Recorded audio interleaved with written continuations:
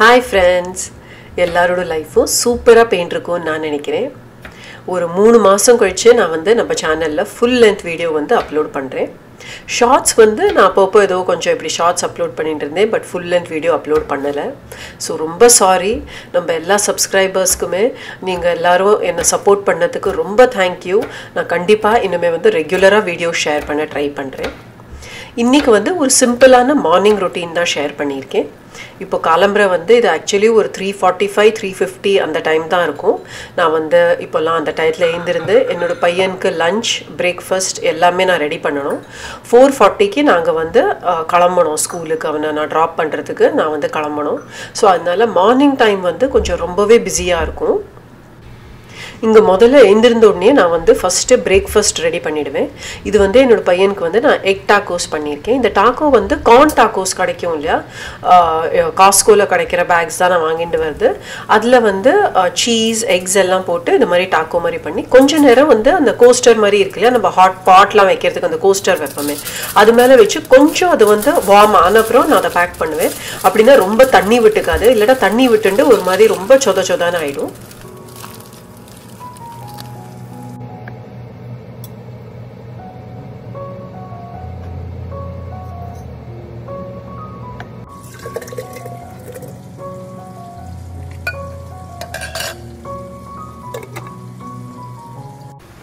இன்றைக்கி லஞ்சுக்கு பாஸ்தா தான் பண்ணிகிட்ருக்கேன். பாஸ்தாவில் என்ன வெஜ்ஜீஸ் ஆட் பண்ண முடியுமோ அதெல்லாம் ஆட் பண்ணியிருக்கேன். இன்றைக்கி ஜஸ்ட்டு பெப்பர்ஸ் அண்ட் ஆலிவ்ஸ் மட்டும் போட்டு தான் இந்த பாஸ்தா பண்ணியிருக்கேன். பாஸ்தா சாஸ் இல்லாதக்கு என்னோடய சின்ன பையனுக்கு பிடிக்கும், அந்த பாஸ்தா சாஸ் போட்டு என்னோடய பெரிய பையனுக்கு பிடிக்கும். ஸோ அதனால நான் என்ன பண்ணுறதுன்னா, ஒரு டைம் பாஸ்தா இப்போ வீக்கில் ஒன்ஸ் நான் பாஸ்தா கொடுக்குறேன்னா ஒரு வீக் சாஸ் போட்டு பண்ணுவேன், ஒரு வீக் சாஸ் போடாதக்கு இதோ இது மாதிரி ஜஸ்ட் சீசனிங் ஆயில் பட்டரில் சீசனிங் போட்டுண்டு என்ன வேணுமோ வெஜ்ஜீஸ் ப்ராக்லி கூட போட்டால் நல்லாயிருக்கும், ஜுக்கினி போட்டால் நல்லாயிருக்கும். நிறைய வெஜ்ஜீஸ் நம்ம ஆட் பண்ணிட்டு இது மாதிரி சாட்டே பண்ணி கொடுத்தா கூட இது மாதிரி ஹாட் பாக்ஸில் கொடுக்கறச்சே சூப்பராக இருக்கும்.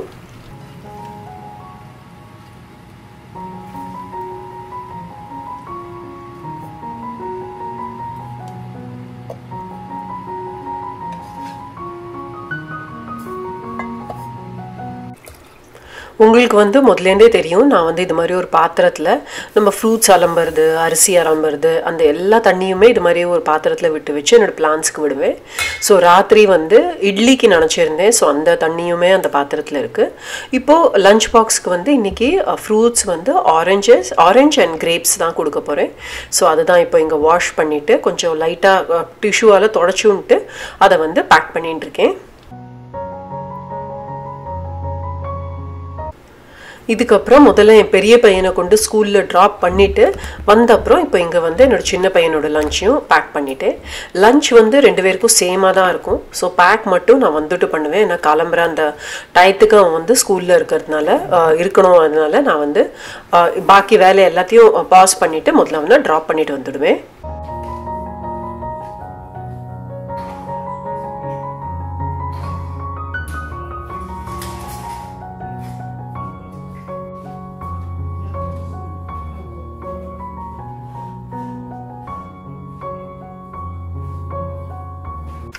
குழந்தைகள் ஸ்கூல் போன அப்புறம் நான் ஒரு 30 to 45 minutes வாக் பண்ணுவேன்.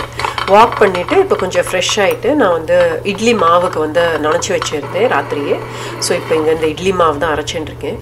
காலம்பரியே இந்த இட்லி தோசை அரைக்கிற மாவு அரைச்சி வச்சிட்டோன்னா ராத்திரிக்கு அது சௌரியமாக இருக்கும். எனி டைம் நமக்கு ஒரு குட்டி பசி கூட எப்போ வேணாலும் தோசையோ இட்லியோ பார்த்து நம்ம எடுத்துக்கலாம். ஸோ அதுக்கு தான் இப்போ இங்கே மாவு அரைச்சிட்டுருக்கேன்.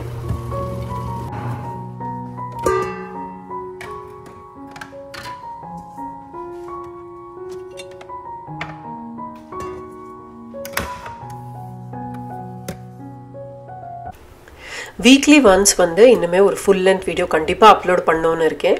அதுக்கப்புறம் ஒரு 5 ஷார்ட்ஸாவது வீக்லி ரெக்கார்ட் பண்ணி எடிட் பண்ணி அப்லோட் பண்ணலான் இருக்கேன். கண்டிப்பாக உங்கள் எல்லாரோட லவ் பிளெஸ்ஸிங்ஸ் எல்லாத்தோடையும் நான் அதை பண்ணுவேன் அப்படின்னு நினைக்கிறேன். அதுக்கப்புறம் மாவெல்லாம் காலம்பரே அரைச்சி வச்சுட்டேன். இப்போ வந்து இன்னைக்கு மாஸ்டர் பெட்ரூம் அண்ட் மேலே என்னோட பையனோட ரூமோட மட்டும் ஷீட்ஸ் வந்து வீக்கெண்ட் நான் சேஞ்ச் பண்ணல. ஸோ இன்றைக்கி வந்து மண்டே மார்னிங் தான். ஸோ சரி மண்டே இன்றைக்கே சேஞ்ச் பண்ணிடலாம் அப்படின்னு ஷீட் எல்லாத்தையும் தான் எடுத்துகிட்டு இருக்கேன். யூஸ்வலி இந்த பெட்ஷீட்லாம் நான் சேஞ்ச் பண்ணுறச்சு புதுசு விரிக்கிறதுக்கு முன்னாடி வந்து ஒரு 30 minutes நான் மேட்ரஸை வந்து ஏர் அவுட் பண்ணிவிடுவேன். அதுக்கப்புறம் தான் புது ஷீட் போடுவேன். அதுக்கப்புறம் பில்லோஸையுமே ஒன்ஸ் இன் அ வைல் நான் வந்து வெயிலில் வச்சுடுவேன். நான் என்னோட ப்ரீவியஸ் வீடியோஸ்லேயுமே காமிச்சிருக்கேன். வெயிலில் நல்லா வெயில் அடிக்கிறச்சு வந்து பில்லோஸை வந்து நம்ம வெயிலில் 30 minutes ஈச் சைடு வச்சு எடுத்தோம்னா அப்படியே ஃப்ரெஷ்ஷாக சூப்பராக வரும். நம்மளுக்கு பில்லோஸ் ஃப்ரெஷ்ஷாக இருக்கும்.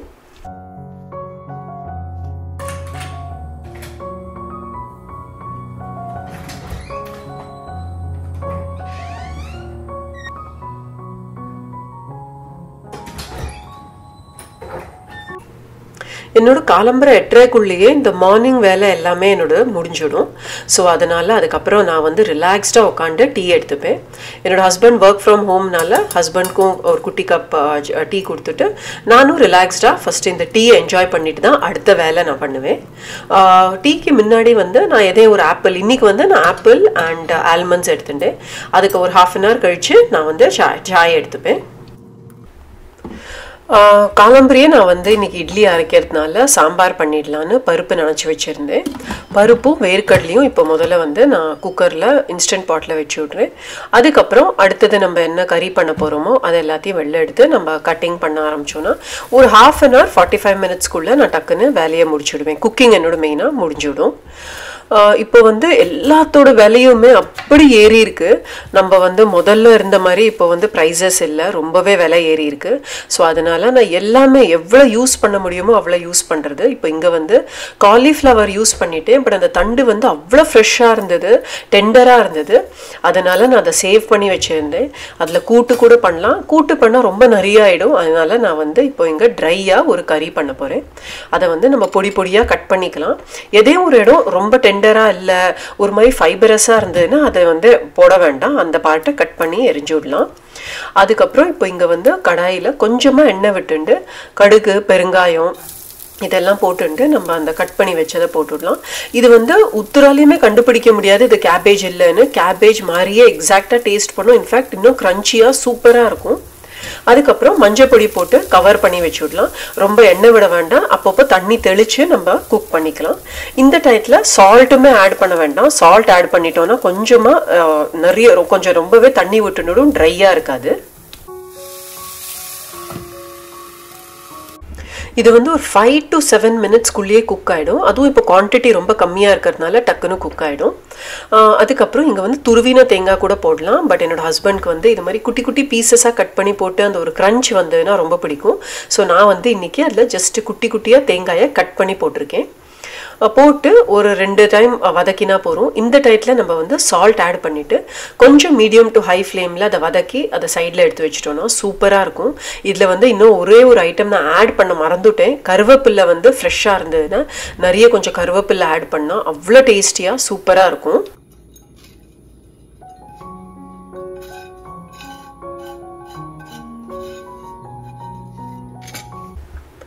இன்றைக்கி வந்து வறுத்து அரைச்ச சாம்பார் தான் பண்ண போகிறேன். ஸோ அதுக்கு இங்கே கொஞ்சமாக கடலைப்பருப்பு, தனியா, கொஞ்சமாக வெந்தயம் அண்ட் கொஞ்சோண்டு ஜீரகம், அதுக்கப்புறம் 4-5 பெப்பர், அதுக்கப்புறம் சேப் மிளகா. உங்கள் காரத்துக்கு ஏற்ற மாதிரி நீங்கள் வந்து இது எல்லாத்தையுமே அட்ஜஸ்ட் பண்ணிக்கலாம். கொஞ்சமாக எண்ணெய் விட்டு இதை வந்து மீடியம் ஃப்ளேமில் வந்து நம்ம நல்லா ரோஸ்ட் பண்ணி எடுத்துக்கலாம். நான் வந்து கொஞ்சம் அதில் கருவேப்பிலையும் போட்டு அதுக்கப்புறம் இந்த மசாலாலாம் நான் அரைப்பேன். அப்போ அந்த கருவேப்பிலையோட வாசனையோட அந்த பெப்பர் வாசனை அதெல்லாம் ரொம்ப சூப்பராக இருக்கும். சாம்பாரில் அவ்வளோ டேஸ்டியாக இருக்கும்.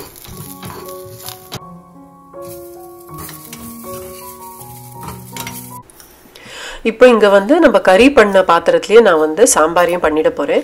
ஏன்னா நம்ம வந்து திரும்பி இல்லைடா கிச்சனில் பாத்திரம் தேய்ச்சின்னு இருக்கணும். ஸோ ஒரே பேனில் பண்ணிட்டோன்னா எல்லாத்தையுமே நம்ம ஒன்ஸ் அண்ட் ஃபார் ஆல் அதே ஒரு பேனையே தேய்ச்சிக்கலாம். இப்போ இங்கே எண்ணெயில் கடுகு, அதுக்கப்புறம் கொஞ்சமாக வெந்தயம் போட்டுருக்கேன். வெந்தயம் வந்து நல்லா கொஞ்சம் கோல்டன் ப்ரௌன் ஆனோன்னா நம்ம வந்து இன்றைக்கி வந்து நான் வெங்காயம் அண்ட் க்ரீன் பீன்ஸ் போட்டு தான் சாம்பார் பண்ணுறேன். சாம்பார்னா சின்ன வெங்காயம் தான் நல்லா இருக்கும். என்கிட்ட வந்து சின்ன வெங்காயம் இல்லாதனால நான் வந்து என்கிட்ட இருக்கிற வெங்காயத்தை குட்டி குட்டியாக கட் பண்ணிட்டு அதை வந்து கொஞ்ச நேரம் எண்ணெயில் வதக்கிக்க போகிறேன். இப்போ இங்கே வந்து நான் பீன்ஸ் வந்து ஒரு 2 minutes மைக்ரோவேவில் வச்சுட்டேன். ஸோ இதில் வந்து குக் பண்ணணும்னு அவசியம் இல்லை. ஜஸ்ட்டு ஒரு ஃப்ளாஷ் ஃப்ரை பண்ணிட்டு அடுத்த ஸ்டெப்க்கு போக வேண்டியதான்.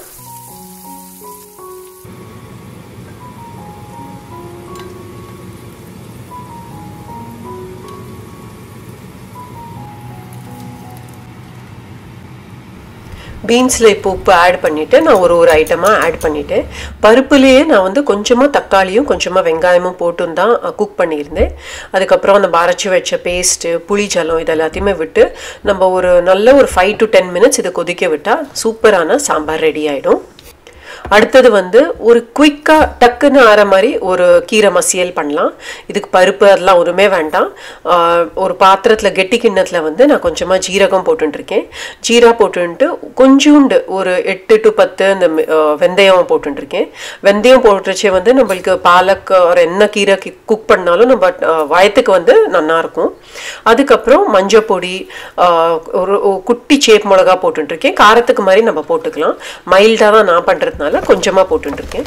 அதுக்கப்புறம் காஸ்கோவில் பேபி ஸ்பினச் கிடைக்கும் இல்லையா, ஆர்கானிக் பேபி ஸ்பினச் தான் நான் இங்கே யூஸ் பண்ணுறேன். அதுலேருந்து நம்மளுக்கு வேணுங்கிற குவான்டிட்டி வந்து நான் இதில் ஆட் பண்ண போகிறேன்.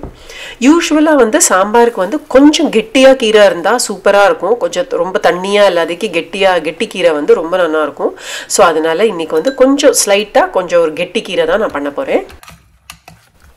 அடுத்தது வந்து இங்கே குக்கரில் வந்து கொஞ்சம் நேற்று ரைஸ் மிஞ்சி இருந்தது. அதில் வந்து கொஞ்சமாக இஞ்சியும் ஒரே ஒரு பச்சை மிளகா கொஞ்சம் பால் தண்ணி விட்டு ஒரே ஒரு விசில் விட்டுருந்தேன். அதுக்கப்புறம் வந்து இது மாதிரி மசிச்சோன்னா சூப்பர் க்ரீமியாக ஆகிடும். உப்பு போட்டு நம்ம தயிர் போட்டு பெசையரிச்சே வந்து அவ்வளோ டேஸ்டியாக இருக்கும் இந்த கர்ட் ரைஸ். இது மாதிரி கண்டிப்பாக நீங்கள் ட்ரை பண்ணி பார்க்கணும். வெண்ணெய் மாதிரி கர்ட் ரைஸ் வந்து ரெடி. இதுக்கு மேலே வந்து நம்ம கடுகு, கடலைப்பருப்பு, உரத் தால், ஹிங்கு, கடிப்பத்தா இதெல்லாம் நம்ம வந்து தடுக்கா கொடுத்துட்டோன்னா இது வந்து ஒரு பழைய ரைஸ் அப்படின்னு உத்தராலையுமே அதை வந்து கண்டே பிடிக்க முடியாது. அவ்வளோ டேஸ்டியாக அவ்வளோ சூப்பராக இருக்கும். அடுத்தது வந்து இங்கே பாலக்குமே ரெடி ஆயாச்சு. நல்லா அது குக் ஆனோன்னா வில்ட் ஆன அப்புறம் அந்த மத்தாலையும் நம்ம மசிக்கலாம். நான் வந்து இங்கே ஒரு ஹேண்ட் பிளெண்டர் வச்சுருக்கேன். அதை வச்சு ஜஸ்ட் அப்போ அங்கங்கே மசிச்சு விட்டுடுவேன். அதுக்கப்புறம் இதுக்கு தேங்காய் எண்ணெயில் கொஞ்சமாக தேங்காய் எண்ணெயில் கடுகு பெருங்காயம் தாளிச்சு கொட்டிடலாம்.